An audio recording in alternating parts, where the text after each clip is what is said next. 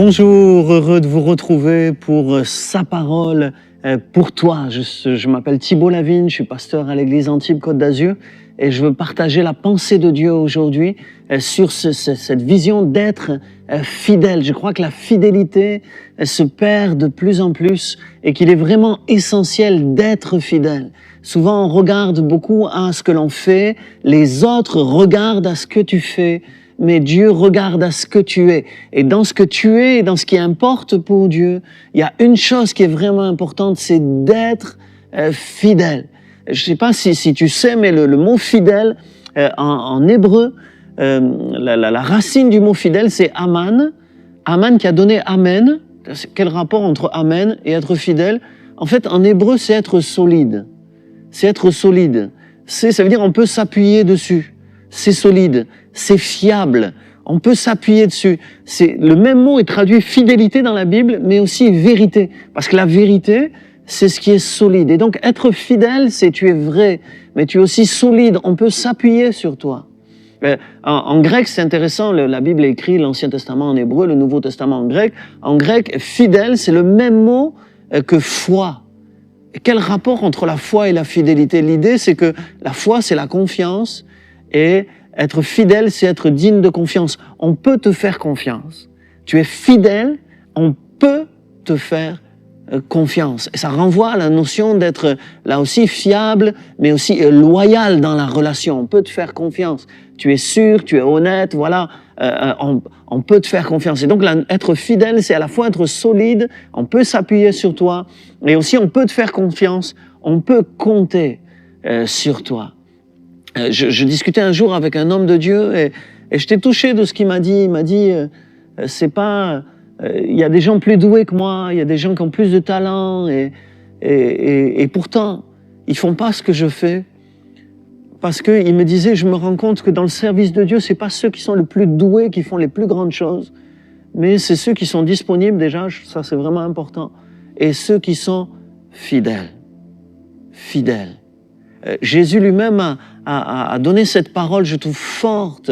Celui qui est fidèle dans les petites choses sera fidèle dans les grandes. Et l'idée, c'est que Dieu t'attend. Dieu regarde la fidélité dans les petites choses. Une petite personne pour un petit service que personne ne verra. Est-ce que Dieu te trouve digne de confiance, loyal, fiable dans ce domaine-là? Quelque chose que personne ne voit, quelque chose qui n'aura pas de retentissement, qui ne fera pas le buzz, où on n'entendra pas parler de toi, où personne ne te remerciera, ne te félicitera, quelque chose de caché, la prière à la maison, la fidélité à tes engagements. Tu as dit quelque chose, tu tiens ta parole, tu fais ce que tu as dit. La parole, c'est très important, la parole donnée dans la Bible, c'est très important. Réfléchis avant de parler. Quand tu as parlé, tiens ta parole.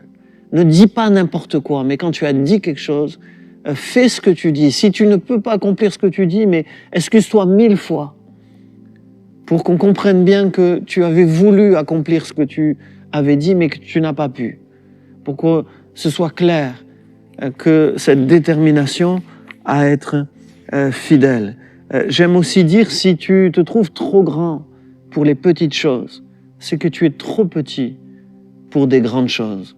Cette fidélité dans les petites choses, elle montre la réalité de notre cœur.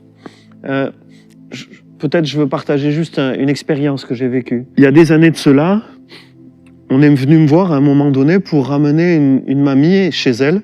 J'avais une voiture, elle habitait dans mon quartier, on m'a demandé de la ramener. Et donc j'ai fait connaissance avec elle, je l'ai ramenée. C'était juste une fois, exceptionnellement, pour rendre service à quelqu'un. Et puis, la semaine d'après, on m'a dit, tu veux pas à nouveau aller la chercher? Je dis, pas de problème. La ramener. Au début, c'était que la ramener. Et puis après 3-4 fois, je me souviens plus un certain temps, où il fallait juste la ramener, on m'a dit, tu pourrais pas aussi la prendre et la ramener, tant qu'à faire, puisqu'elle est dans ton quartier, elle t'attendra à tel endroit. Bon, ok. Je la prenais, je la ramenais. Et puis, on est devenus des amis, je suis devenu comme son fils ou son petit-fils. Et une grande affinité s'est créée entre nous. Et puis, elle a vieilli, elle a décliné dans sa santé. Et pour l'amener, il fallait monter 3 étages sans ascenseur, lui tenir le bras, la faire descendre, amener la voiture devant, bien sûr, la placer dans la voiture pour qu'elle participe à l'église le dimanche, la semaine pour les réunions de prière. Ça faisait des années qu'elle n'allait plus aux réunions de prière. Un jour, elle me dit « Oh, j'aimerais trop retourner aux réunions de prière. » Je l'ai amenée aux réunions de prière. Vous voyez, c'est une mamie. J'ai fait ce que j'ai pu. J'ai fait comme j'aimerais qu'on fasse pour moi quand je serai âgé. J'ai fait ce que j'ai pu pour lui apporter du bonheur par ma présence. Je l'ai visité à son domicile. Je n'étais pas pasteur, mais on m'a confié une mamie. Et puis après, je suis devenu pasteur et il y a plein de mamies que je visite à l'hôpital, chez elles, quand ils me le demandent, selon ce que je peux, dans le temps qui m'est imparti. Mais je comprends ainsi, c'est juste une illustration, que ta fidélité est éprouvée dans le temps, dans des petites choses. Dieu veut te confier de grandes choses. Mais d'abord, il va t'en confier de petites. Sois fidèle dans ce qu'il te donne à faire. Et il te conduira plus loin. Seigneur, merci de bénir cet ami qui m'a écouté et de le remplir de cette détermination. Je serai fidèle. La Bible dit, beaucoup proclament leur bonté. Mais un homme fidèle, qui le trouvera? Et Seigneur, on veut te dire aujourd'hui, nous voici. Nous voulons être ces hommes fidèles que tu cherches pour notre génération.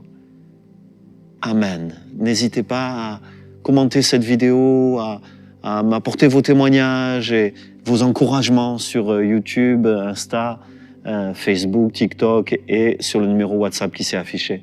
Dieu vous bénisse.